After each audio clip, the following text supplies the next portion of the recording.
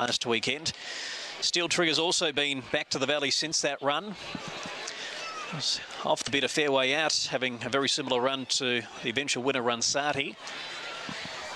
And we see it here on a relatively short backup, some 4 or 5 days later. So they're moving in well, Source Code. They closed strongly on Steel Trigger just to miss when they last met. And Snappy Spree, who was snapping on their heels in that race, about to walk up. The Procon Developments should be an intriguing race, despite only having the 6 runners after scratchings. And the starter, the button in hand as Snappy Spree goes up.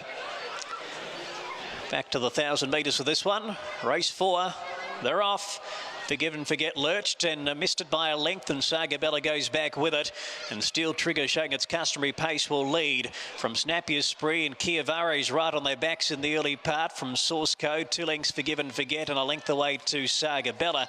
They hit the first turn, 600 metres left to go. Steel Trigger tries to steady by 3/4. Snappy Spree at its girth, and then Kiavare in the box seat from Source Code.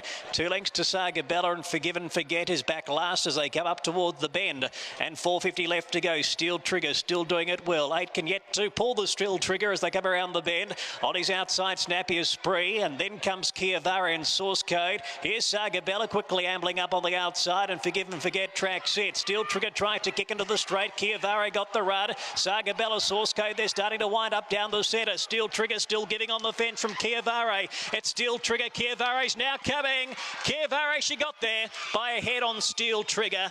Third's very close, Source Code or Saga Bella, then Forgive and Forget, and dropping right out Snappy Spree.